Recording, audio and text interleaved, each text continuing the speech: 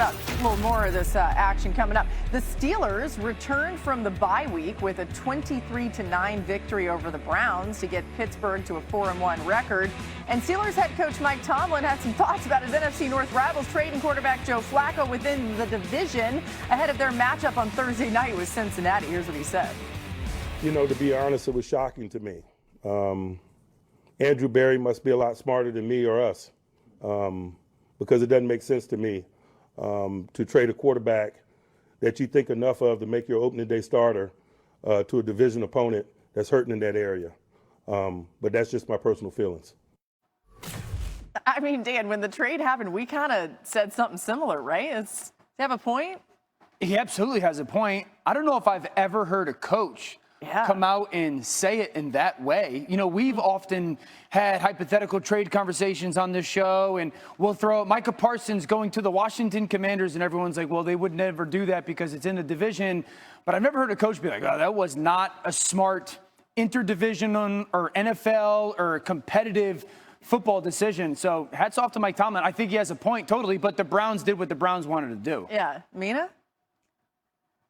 I mean, I think if you gave Mike Tomlin truth serum, he would admit that he has zero fear of facing Joe Flacco, which is why the Browns traded him. He was 32nd in QBR.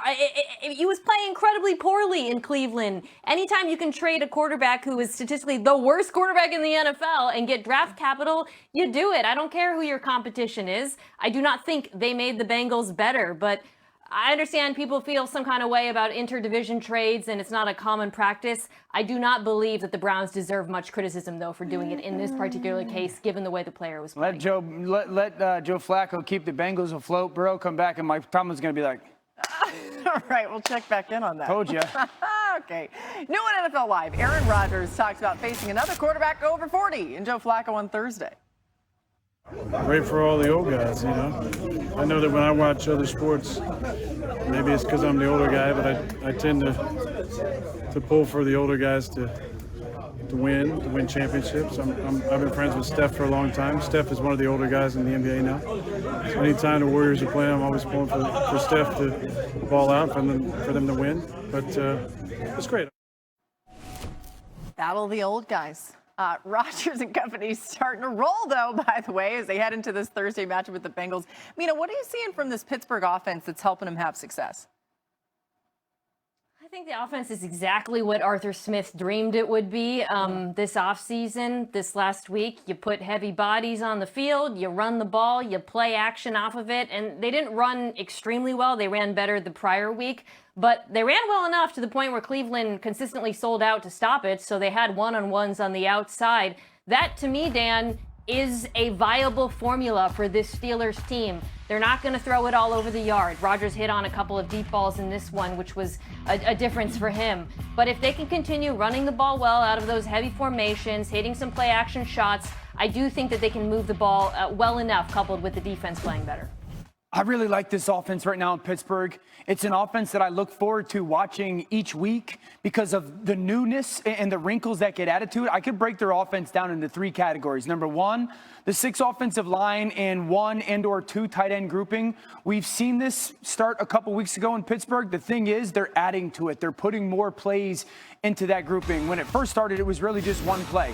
6 different ways they did it last week where 6 offensive linemen, tight end, get the quarterback on the move. There's play action. That was the first play of the game. Love that Arthur Smith comes out and does that. 6 offensive linemen with motion, weak zone. Okay, so that's the second play in this 6 offensive lineman group. 6 offensive linemen, same motion, a little bit of weak zone, but just pitch. Really nice cut by the back here. So that's 3 plays in this grouping. Now that same similar motion, shotgun, ball fake, perimeter screen. There's 4 plays out of that same offensive personnel grouping. There's that motion. Now they really go with a pass concept to the bottom of the screen.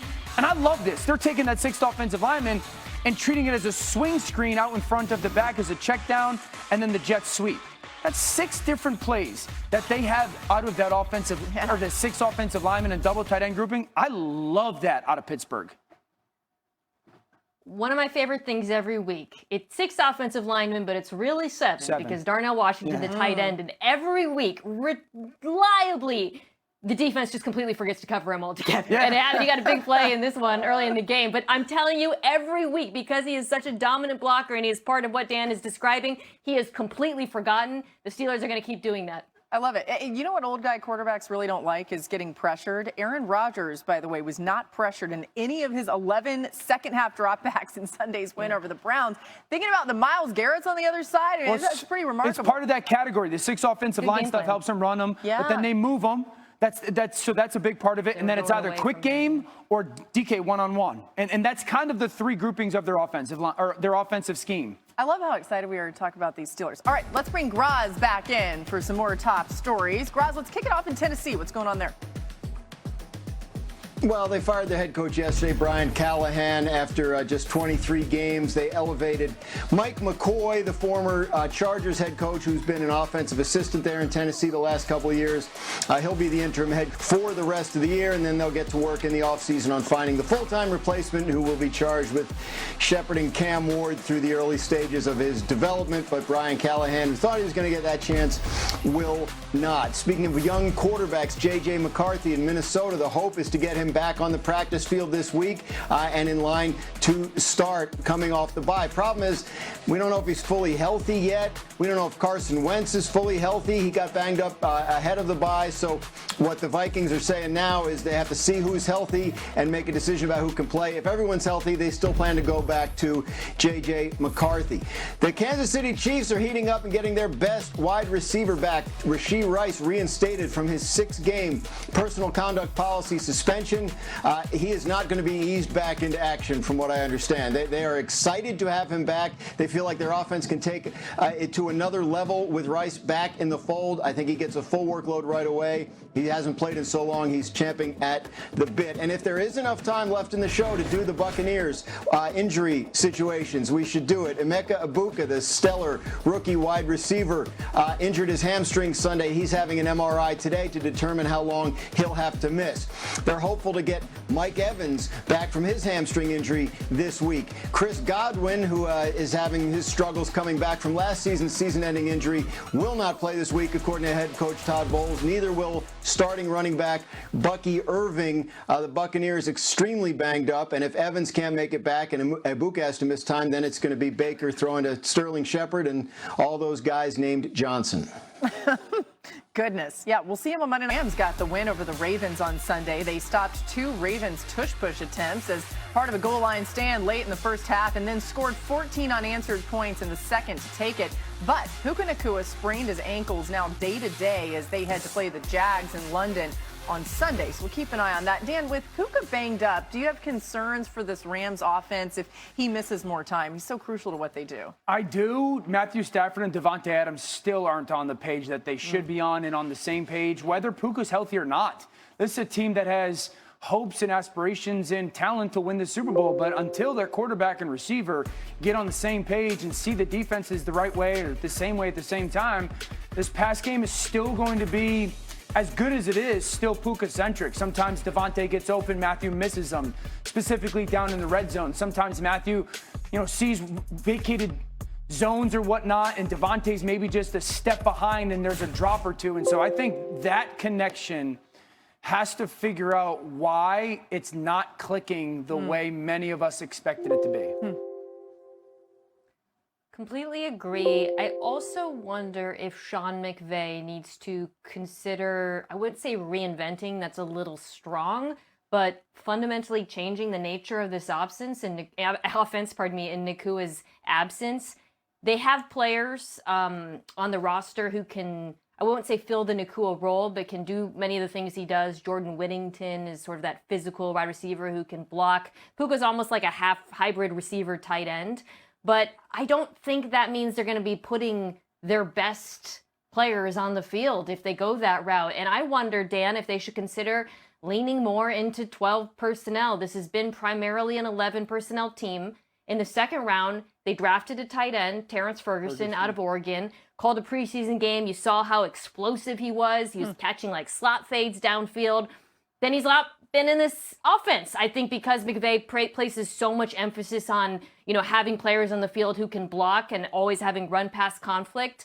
but he might be the most explosive option they've got at the tight end position. And I do wonder if you're Sean McVay, instead of just trying to replicate what you did with Nakua, if you consider changing the nature of what you do in the passing attack to get different players on the field. Yeah, I don't disagree with the 12 thing. Then you live in a world, again, where there's a Puka or no Puka. I'm living in that Puka is going to be a part of these conversations. Again, this is a Super Bowl contender. Yeah. If you live in 12, Right. I would argue that you're not very vertically fast. You know, there's not a lot of vertical stretch because it's Puka and Devontae. This guy is fast, though. Ferg is, but you know what I'm talking, you're not Tutu Atwell. You Yeah, I know would you make the claim that you want him to be on the field just because of his vertical speed. Yeah. And Mina, I know we've talked about this as well. You watch their tape and all I write down often is, this is a good, efficient run. This is a good, efficient run. 2 or 3 of them happened last week where they were explosive, but it's still, the explosives are still very one-sided and only pass game centric. It's really interesting. And by the way, Nakua is getting 32% of the Rams targets this season, and that's good for 5th highest rate of any player in the NFL. That's how much they've relied on him. But good points. Devontae and Matthew have to figure that it would out. change the way we look at this, right? Totally. Look out for Ferguson, though. Yeah, tell He's us, Mina. talented. All right, coming up, it's a battle of the old guy quarterbacks. Oh, my goodness.